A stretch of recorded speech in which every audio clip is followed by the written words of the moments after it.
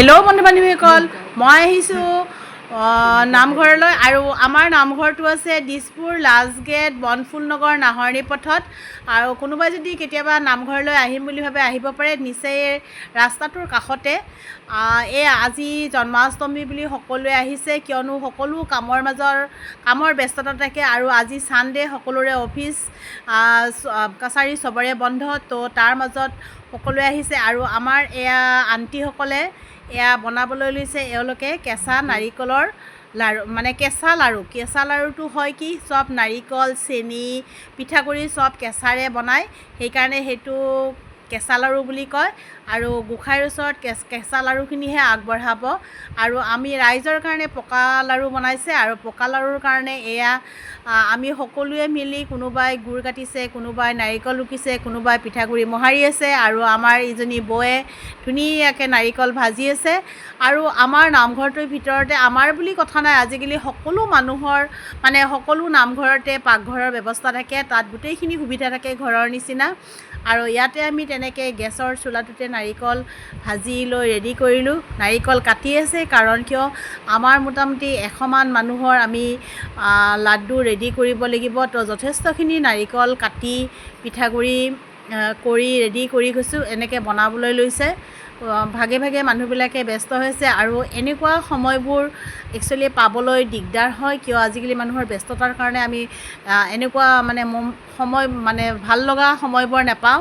তো আজি বন্ধ বুলি সকলোৱে গোট খাই আমি বোলো লাড়ুখিনি বান্ধিম, এনেকৈ আহিলোঁ। সকলোৱে ওলাই আহিছে ঘৰৰ কাম বন কৰি। খুব ভাল লাগে এনেকুৱা ৰাজহুৱা কামবিলাকত, কিয়নো আমি এতিয়া আগবেলা নাৰিকলৰ গুড়ৰ লাডুখিনি বনাই কিনে আকৌ পিছবেলা আমি নাম প্ৰসংগ কৰিম। সকলোৱে ফূৰ্তি তামচা কৰি নাম প্ৰসংগ কৰি প্ৰসাদ বিতৰণ কৰিব।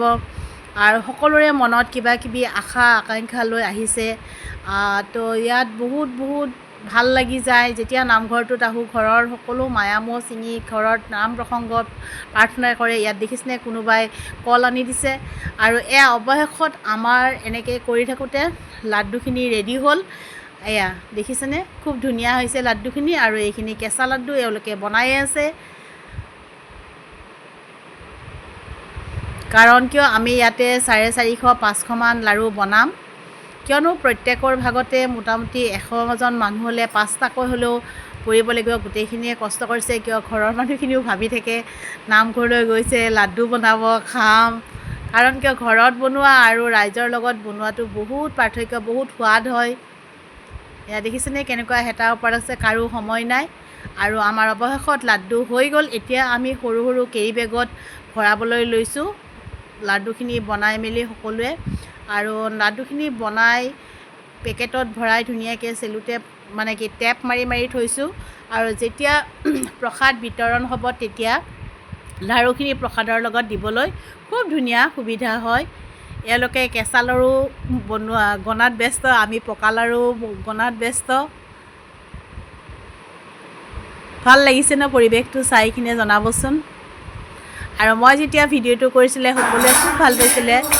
আৰু আমি অৱশেষত আবেলি বৰষুণজাক খুব ডাঙৰকৈ আহিল। বৰষুণ অহাৰ পিছতে আমি নামঘৰলৈ আহিলোঁ। আৰু নামঘৰত সকলোৱে নাম গাবলৈ ব্যস্ত। আমাৰ এইজনী নামতী বাইদেউ, নিভা বাইদেৱে নাম দিয়াত ব্যস্ত। তেওঁ খুব মনোযোগেৰে নাম দি আছে, কাৰণ মই সেইখিনি সময়তে আহি পাইছিলোঁ বাইদেৱে নাম দি থকা সময়তে। আৰু তেতিয়া বাইদেউ এটা নাম দিয়া ভিডিঅ'টো ৰাখিলোঁ। খুব ভাল লাগে। আমি বাৰু নাম দিবলৈ তেনেকৈ নাজানো। আৰু তেওঁলোকৰ লগতে হাতত হাত মিলাই, সুৰত সুৰ মিলাই আগবাঢ়ি যাবলৈ চেষ্টা কৰিছোঁ। আৰু বাইদেৱে নাম দি আছে। বাইদেউৰ লগতে আমি বাইদেউহঁত আণ্টিহঁতৰ লগত হাতত হাত মিলাই, সুৰৰ লগত সুৰ মিলাই নাম ফাকি গাবলৈ চেষ্টা কৰিছোঁ। কিয়নো আমাৰ ইমান অভিজ্ঞতা নাই, আমি সদায় যাবলৈ নোৱাৰোঁ। আৰু নিভা বাইদেৱে নামটো বৰ ধুনীয়াকৈ গাইছে, খুব ভাল লাগিছে। আপোনালোকে শুনি কেনেকুৱা পালে কমেণ্টত জনাবচোন। বাইদেৱে গোৱা নাম ফাকি ভাল পালেনে? সকলোৱে বাৰু ধুনীয়াকৈ গাবলৈ নাযায়। আমাৰ কেইবাগৰাকীও আণ্টি আছে, সকলোৱে ধুনীয়াকৈ গায়। আৰু আমিও চেষ্টা কৰোঁ তেওঁলোকৰ লগত মিলাবলৈ। আৰু তেনেকৈ মিলাই কিনে আগবাঢ়ি গৈছোঁ। বাইদেৱে খুব ভাল পালে। মোক যেতিয়া মই ভিডিঅ' কৰিছিলোঁ, ক'লোঁ বোলে বাইদেউ মই ভিডিঅ' কৰিছোঁ, বাইদেৱে খুব ভাল পাইছিলে। আৰু বাইদেউৰ উৎসাহ দুগুণে বাঢ়ি গৈছিলে আৰু এনেকৈ আমাৰ অৱশেষত নামৰ সামৰণি মাৰিলোঁ এওঁলোকে লাহে লাহে এনেকৈ নাম ফাকি গাই এনেকৈ সামৰণি মাৰিলে এয়া আমাৰ নামৰ সামৰণি দৃশ্য আৰু এইখন আছিল আমাৰ নামঘৰৰ মেইন আসনখন দেখিছেনে ধুনীয়াকৈ চাকি বন্তি জ্বলি আছে বুট মগু কি ধুনীয়াকৈ এৰিছে সকলোৱে নাম ধৰিয়ে আছে আৰু আজি জন্মাষ্টমী বুলি সকলো আহিছে ইমান বৰষুণ তথাপিতো মোটামুটি নামঘৰলৈ মোটামুটি 70-80গৰাকী আমাৰ গোপিনীসকল আহিছে ছাতি তাতি লৈ কিয়নো আহিছে জানেনে এওঁলোকৰ এয়া উৎসাহ আৰু আজি জন্মাষ্টমী আৰু এই যে বাইদেউকেইজনী বহি আছে এওঁলোকে সদায় নাহে কি আৰু এই বাইদেউসকলে আহি নাম ধৰি আছে এওঁলোকে সদায় নাহে বাৰু আজি জন্মাষ্টমী বুলি আহিছে আৰু মই ভিডিঅ' কৰাৰ কাৰণে খুব ফূৰ্তি পাইছে হাঁহি আছে ভাল লাগে কেতিয়াবা যেতিয়া সকলোৱে ছাপোৰ্ট কৰে আৰু এইখন আমাৰ মন্দিৰৰ মেইন আসনখন আৰু ইয়াতে সকলোৰে এনেকৈ পুথিবিলাক ধুনীয়াকৈ ৰেডি কৰি থয় আৰু আমি ইয়াতে শৰাইখনত অকণমান যোনে যি পাৰে তাকে দক্ষিণা আগবঢ়ায় আৰু এয়া আমাৰ অৱশেষত নাম কীৰ্তন হোৱাৰ পিছত বুট মাহ ৰেডি কৰিবলৈ লৈছে এই বাইদেউসকল আণ্টিসকলে কাৰণ আমি এইখিনিত নাই এওঁলোক এইটো আকৌ বেলেগে কৰে এওঁলোকে ফল মূল বুট মাহ কাটি আৰু কোনোবাই কথা অকণমান জিৰাইছে কথা কৈছে নাম প্ৰসংগ কৰি উঠি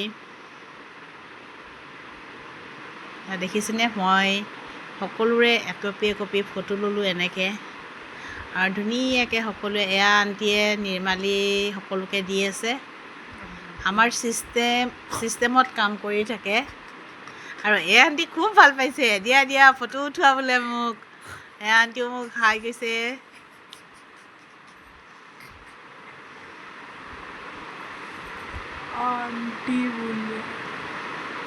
আৰু আমাৰ এজনী বাইদেৱে আজি জন্মাষ্টমীৰ নামত কেক আনিছিলে আৰু এয়া ইন্দ্ৰাণী বাইদেৱে কেক বুন্দিয়া ভুজিয়া মিঠাইৰে আমাক সকলোকে আপ্যায়ন কৰিবলৈ চেষ্টা কৰিছে এই কেক কাটিছে আৰু ইয়াতে আমি এই বাইদেউগৰাকীয়ে কেক আনিছিলে কিয়নো আজি জন্মাষ্টমী বুলি কৃষ্ণ জন্মাষ্টমী বুলি কেক কাটিছে